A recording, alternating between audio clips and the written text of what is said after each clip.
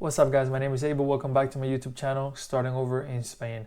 Before we get started guys, I just wanted to thank you so much for your support. I mean, we have over 460 subscribers by the time of this recording, and we have over 12,000 views in just 2 weeks and in just 2 videos. I mean, that is amazing, way more than I thought I was ever gonna get, really.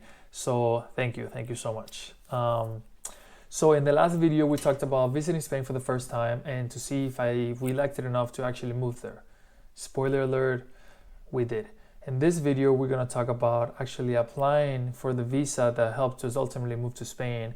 We're going to talk about that timeline, how long did it take, how much it was, and we're going to talk about what we did with our house in the States. If the dilemma that we had between selling it, renting it, or moving everything from that we had inside the house to a container here in Spain, we're going to talk about that. So let's get to it. So as of now is December 2023. We had just come back from visiting Spain. We knew we were going to move there, and we knew that we weren't going to do the visa just yet, because if you didn't see in my last video, we talked about that the relocation specialist that we found in Valencia told us the visa paperwork and the moving process was going to be around $6,000 for us four.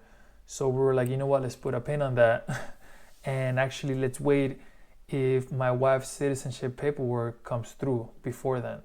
So if you didn't see in my first video, we talked about my wife had applied for her citizenship paperwork through her grandma's that she was born in Spain. So it's January 2024. We were like, okay, base case scenario, we have until like May, June for that paperwork to arrive, and then we move to Spain, spend the summer in Spain, get acclimated, get used to the lifestyle, the kids get used to it a little bit, and then the kids start school. Our entire plan and timeline revolved around the kids' school. I mean, we were doing this for them anyways, so we wanted to make it as easier as we could for them. We didn't want to just move to Spain and immediately start school. If we can get a little buffer zone of the summer of 2 months, it would have been great. That was the best case scenario. That's what we were hoping for. Unfortunately, it did not go down like that. So before we realized it was May and we hadn't heard anything for my wife's citizenship paperwork. So we were like, you know what? We have to do the visa. So we contacted a lawyer for a consultation appointment. It was about 120 euros for about an hour and a half. And they went over all the requirements for the visa and any questions that we might have. It was good. I don't regret that at all. They really helped us.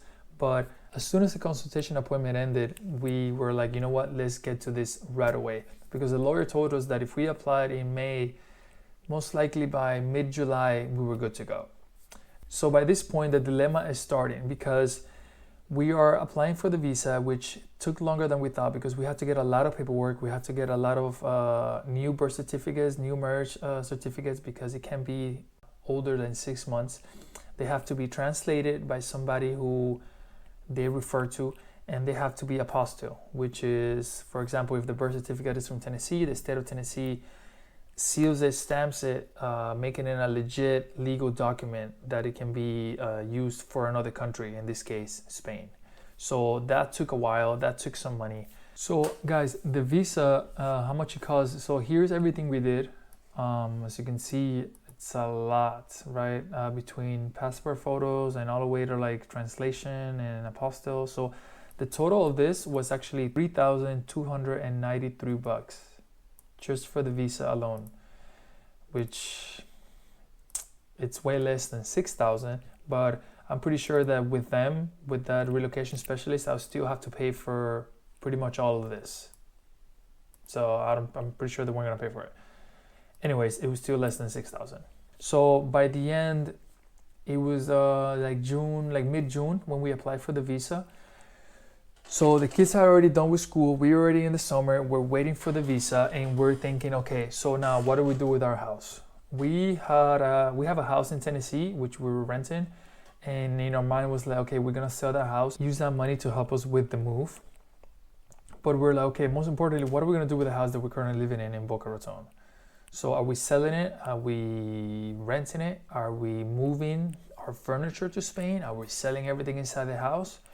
We started looking at moving companies, and we started doing a little bit of research, and we found that it really wasn't worth moving everything, because even though some apartments in Spain are actually bigger than, like square footage wise, bigger than the house that we're living in Boca, that the layout of the apartments are so different. Then even if we moved everything and it fit somehow, it wasn't gonna fit exactly as we had it in a single family home, for example.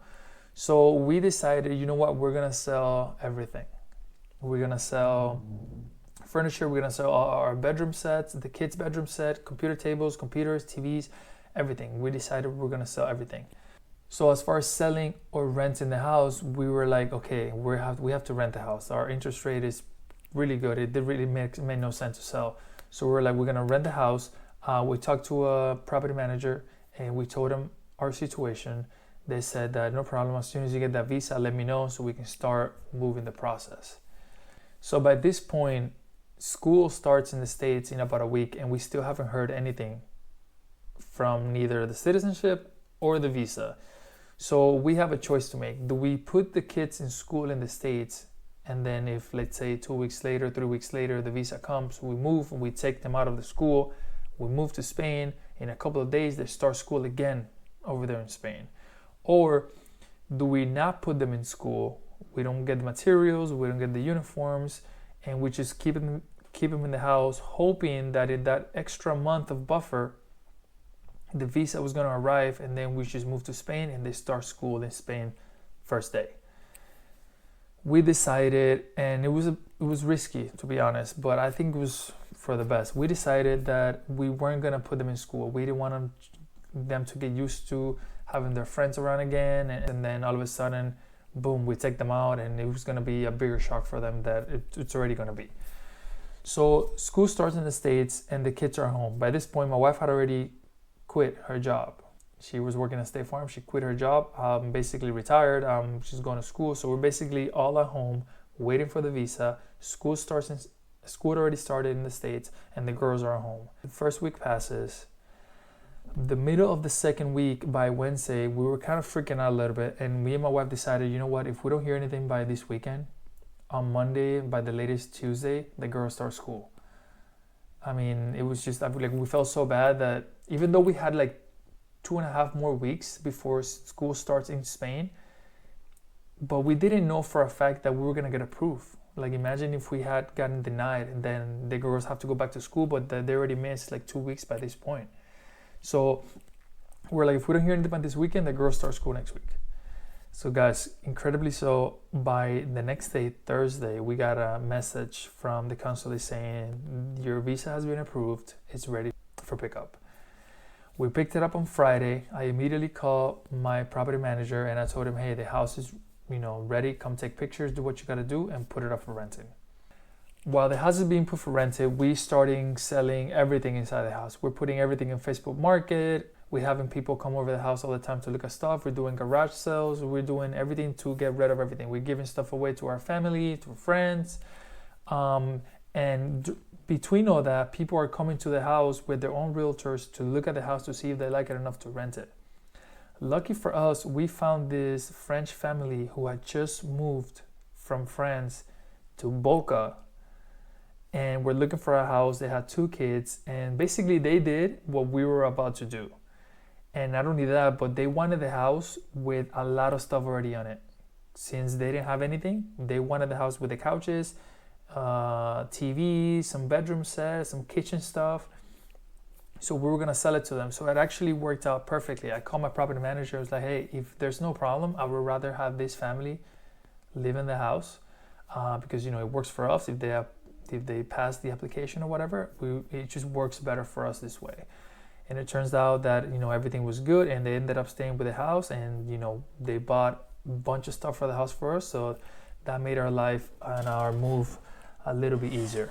So that's pretty much it, guys. So in the next video, we're going to talk about actually choosing which city we're going to move into, and we're going to talk about the move itself and how much it was altogether to move to Spain for a family of 4, which was more than we thought it was going to be honest.